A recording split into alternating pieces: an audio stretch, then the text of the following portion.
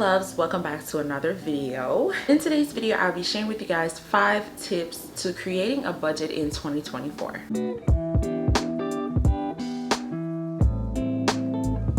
Please be sure to subscribe to the channel, turn on your notification bell so you can be notified whenever I post new videos, and make sure that you are checking out my Amazon storefront link in the description, as well as my website where I do sell budgeting supplies. I can't even begin to explain to you guys how much budgeting, cash stuffing, the zero-based method has changed my life. I'm not going to say that I'm perfect because, you know, none of us are perfect. We all have issues, we all have things that we have to grow past, and we all have things in life that we have to improve on. No, I'm not saying that I'm perfect. I'm not saying that my financial situation is perfect either. What I am saying is that a lot of improvement has taken place. A lot of things has been better, and your girl is managing her money way better than she used to. That's what we're saying. I'm gonna share with you guys 5 tips on creating a budget in 2024. For tip number 1, you're just starting out, you want to budget your money but you don't know where to start. This is where you start.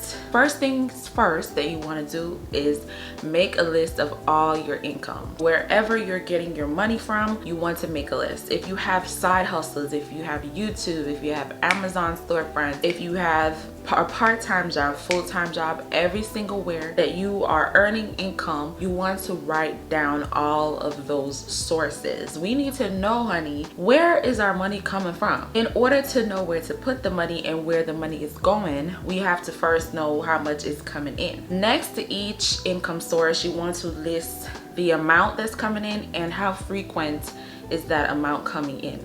So if you are getting child support, whatever it is, whatever money you're getting coming in, you want to write that down, and you want to write how frequent it comes in, and you want to also write down where it's coming from. The second thing that you want to do is make a list of all your expenses. You want to know all your expenses. What are you paying? Subscriptions. You want to know bills. You want to know variable expenses. You want to know fixed expenses. You want to write down every single expense that you have. Any expenses that you pay bi-weekly, weekly, annually, every single expense that you have, you want to write that down. So first we wrote down all of our income, where our income is coming from, where our money is coming from. Now we are going to write down the expenses: mortgage, electric bill, coffee, makeup store, whatever it is that we use throughout our everyday life that we spend money on, either monthly, weekly, 2 weeks, a couple months. You want to write that down. Thirdly, you want to categorize all those expenses. You want to put the expenses into categories so that you can know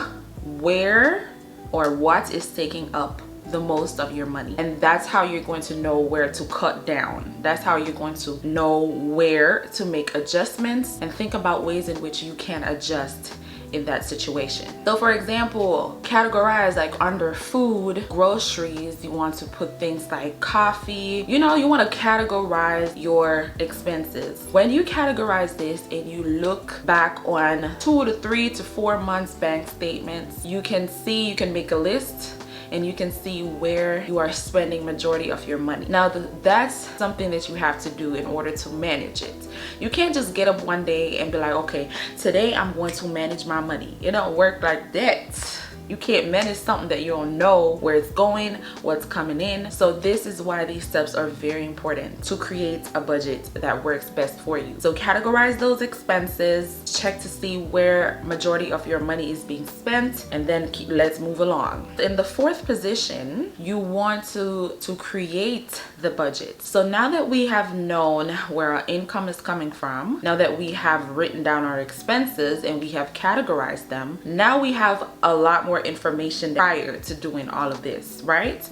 So now we know how much money we have coming in. Now we know our expenses. Now we're seeing where majority of our money is being spent. So at this point, we can create a budget. Now when creating a budget, you want to find a strategy that works best for you. You can either work with the 70-20-10 rule, you can work with the 50-30-20, or you can work with a zero-based. Now in the 70-20-10 budget, 70% is going to necessities, 20% is going to savings, and 10% is going to spending. So if your whole income for the month is $2,500, then 70% of that will go to your necessities, 20% of that will go to savings, and the next 10% will be what you have to spend. For the 50-30-20 rule, 50% goes towards needs, 30% goes towards wants, and the 20% goes towards savings. Pretty straightforward, pretty straightforward. For a zero-based budget, ain't no 20,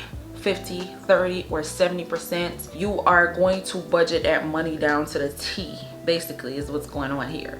So with the zero base, which is really common, which is what most of us do in the budgeting community, you are budgeting that money down to the T. You are giving every single dollar a purpose. You're giving every single dollar a job. Say for example you have $100 and you break your $100 into 5 20s.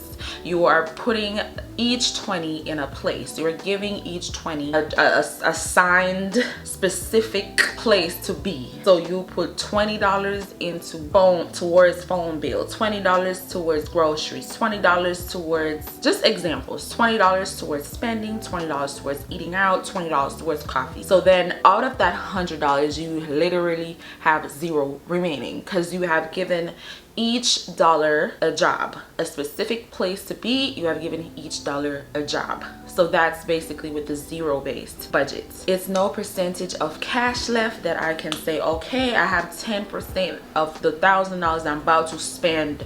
Spend is a big word, right? Spend where? How? With the zero-based budget, okay, this is how we're spending it. 10 is going here, 20 going there, 30 going there. You giving each amount a specific job. So once you have figured out your income, figured out your expenses, categorized your expenses, choose a budgeting method that works best for you. Now the fifth and final step is you want to make your adjustments. So now we are seeing where our majority of our money is going. Now we can cut back. So if we're spending $200 on DoorDash for the month, now we can cut back and spend $100 on DoorDash.